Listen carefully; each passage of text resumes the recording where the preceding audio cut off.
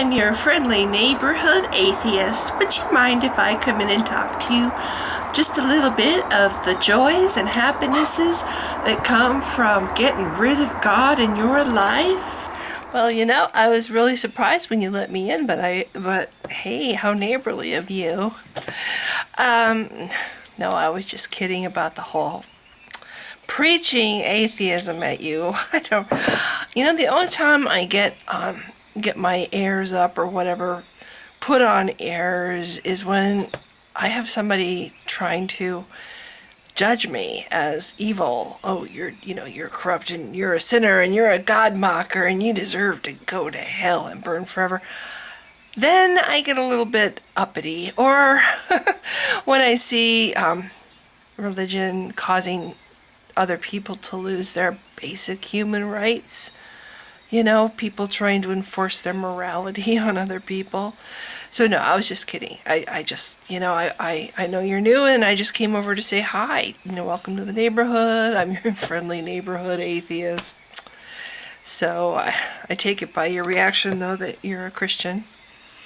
Yeah, I kind of thought so. I saw what you guys were hauling in, when you were moving and stuff. I saw some of the things that you had. It kind of made me think, yeah, probably they're religious, but it's no big deal. I went through that whole phase myself. long time, big chunk of my life. Yeah, so I'm it's fine. Just don't, just you live your life, I live my life. No judging each other. As long as we can do that, I think we can get along just fine, actually. See, that's what I'm talking about right there. I don't believe in God. See, that's the difference between you and me. I don't believe in God. So, see, and I don't look at it like it's a sin. I don't think I'm a sinner. I don't think I've ever sinned. There's a difference in my head between making a mistake or doing something wrong, even intentionally doing something wrong to somebody. I end up paying the consequences of that. If I do something wrong to somebody, whether it's intentional or not intentional, I suffer the consequences. And usually those consequences, at the very least, it's a guilty conscience. And kind of sucks. I'm sure you know what that feels like, to have a guilty conscience. You feel like shit. Maybe you can't even look that person in the eye. Even if they don't even know that you did something wrong to them, sometimes you can't even look them in the eye because you know. Guilty conscience can be punishment all in itself. And to me, that's enough right there, to try to just be motivated to not want to do anything hurtful to somebody else. Yeah, and you call that sin when somebody does something wrong. Like there's implications of things that will transpire after I die because of something, a mistake or something, a moment of weakness that I had while I was alive. See, and I don't agree. I don't think there's anything that happens after I die. I think I just die. or maybe I do go someplace, but I don't think it's your heaven. See, I don't believe in your heaven. I do think that there might be something, just because I've had some weird things happen to me, in my life, but I don't think it's even remotely like the cookie cutter heaven that you Christians like to imagine. Golden streets and mansions and people wearing crowns and whatever, singing endlessly, praising God. I mean, really? Endlessly? Praising. I mean, how much praising does this thing need to be satisfied? Or is it never satisfied? Is it like a giant sponge that keeps sucking it up? Wouldn't that just exhaust you after a while? Something that's that needy for attention and idolatry, constant worship and adoration. Oh my gosh.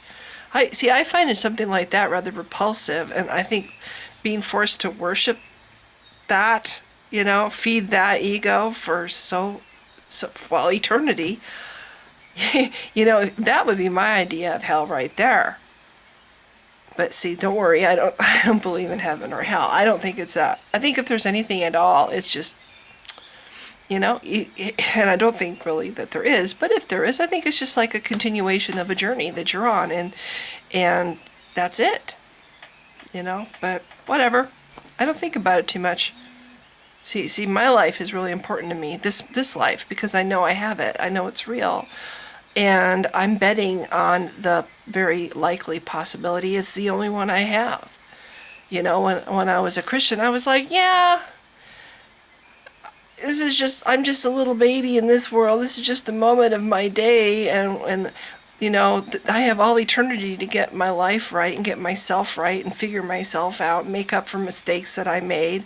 If I don't make up for my mistakes in this life, I'll probably make them up, in heaven. I didn't have as much motivation to get better. Who cares if I waste 20 years on the poor me, pity me, oh, what, boo-hoo, whatever bullshit. Wasting my life away feeling sorry for myself. Because I have this eternal life after I die, so who cares if I waste this one and fritter it away on stupid things like, oh, so-and-so doesn't love me, and nobody likes me. How stupid. If you have one life, and this is the one life, do you really want to spend it worrying about whether so-and-so likes you? Who gives a rat's ass? Really, this is precious time that you're wasting on something that you really have no control over. I'm sorry, I didn't mean to go on. It's your house. So, yeah, you go to church. Yeah, I never did when I was a Christian. I didn't hardly ever go to church because I just saw church as a place where people went to show off how holy they were. If you want to find hypocrites, go to a church. There's so many hypocrites at churches that are just there to impress other people. Look at me. I come to church every week. I give so much money to the church. Oh, I'm a deacon in my church. Do. I found more true Christians who walk the walk and talk the talk and were in touch with the actual meaning of the spirit behind the whole thing outside of church. So I don't really feel that church had. I don't do church. When I was a Christian, didn't really. It was just a bunch of fake people to me. Fake people. I'm not saying that you're fake. I'm sure you're not fake, but you know what I'm saying. If you've been to church, you know what I'm saying. Yeah, you've met those kind. Oh my gosh. So yeah, I just rather, as a Christian, I felt better, closer to, God, sitting out in a meadow and just listening to nature. And in a way that is closer to God, because see, I don't think of it as God anymore. I think of it as my mother. Nature is what created me. If you want to use the word create, like I was formed by the planet, by billions of years of time, and oh my gosh, the chances, the odds of me even being here are just beyond belief. So, but yeah, I think I do pretty well without God. I don't feel like I need the crutch to be a good person. And I know when you had me come in, I could tell it by the look in your eyes you were thinking about trying to convert me, right? When you were thinking I was going to try to deconvert you, you were already where you had your fists up. Okay, we're going to spar. Yeah, we're going to spar. I'm going to convert you if it's the last thing I do. Da, da, da, da, da. No, I'm actually happier right now than I've been as long as I can really remember. And the best part is it's because I'm not dependent on anything. I'm not dependent on somebody else for my happiness. And I don't need to be dependent on somebody else for my happiness. Do you know how hard a habit that is to break? And to me, the whole God thing is just more of the same. You're dependent on this crutch. You don't think you can be good by yourself. You think if there's no God, you're going to suddenly become a horrible person running amok in the streets and sinning and, oh my gosh, loving it and wanting nothing more than to sin and sin and sin and cause other people harm. That's not how it works. It's just, you're dependent on God. It's like you think you need this thing to be a good person. You think you need this thing to be happy and complete.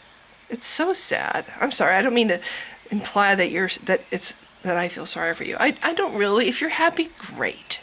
If you're happy, great. As long as you don't go around and try to restrict other people, try to enforce your idea of morality on other people. I hate the Christians that do that. They've decided that their morality is the right one, and they think that because a book says something, first of all, they think this book is inspired by God. Because why? Really? Because the book says it is. Really? Oh, because it's old. There's a lot of old books, I don't think it's inspired by God, and I don't have, I know, I'm sorry, but I don't, and I don't look at things in that book and say that because this book says so, a whole group of people should be denied rights or treated like second-class citizens, and I don't think that a book or a religion should dictate whether a woman should have control over her own body. That's the funniest thing about Christians, and I hope I don't offend here, but a lot of Christians think that God is anti-abortion and that the Bible is preaches or speaks against abortion. It's like, have you read the Bible? The Bible is pro-abortion. God is pro-abortion. Of all abortionists in the entire span of time in history, God is probably the most pro-abortion creature that ever was, assuming he existed. I mean, nobody has performed as many abortions as God. Nobody has, caused as many abortions to happen as this God. And in the Bible, there's constantly, well, not constantly, but there's a hell of a lot of stuff in there about pregnant women being cut open, with swords, and there's even one part there where there's instructions on how to make somebody who's pregnant lose the baby, So hey, sorry, my coffee's cold. It's been a lovely talk, but I feel like I'm the one that's doing all the talking. You're just like looking at me funny. I think we'll get along though, as long as you understand where I'm coming from, and I understand where you're coming from. As long as you don't try to tell me that, oh, you're lost. God, I hate it when Christians say that. Oh, you're so lost and miserable. I'm not. Actually, I'm not. I tried where you are right now. I tried that. And yeah, it was a real experience. A lot of Christians say, well, you weren't a real Christian. You didn't have a real conversion. Because you have to have a major life change if you're, to be really converted, you have to have a major life change. I was this close to going to juvenile detention. 13 years old. I was so close to be taken away and put in a facility for bad kids.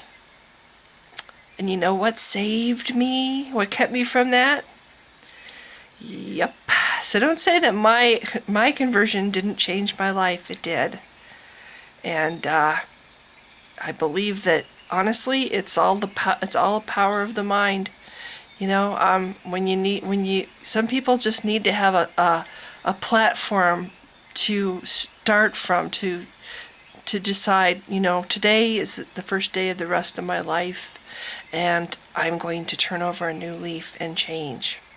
For me, it was asking Jesus into my heart, but I could have done it without asking Jesus into my heart too. I just didn't know it at the time. Anybody can do it. All they need is to have a catalyst. So, anyway, it's been a lovely visit, but I think my cats, speaking of cats, need me to get home and, feed them. I call them my horde because I have so many animals. So anyway, it's been lovely visiting with you, and I hope I haven't offended. You haven't offended me so far. We're doing good. So welcome to the neighborhood. Hello again from your friendly neighborhood atheist. Bye!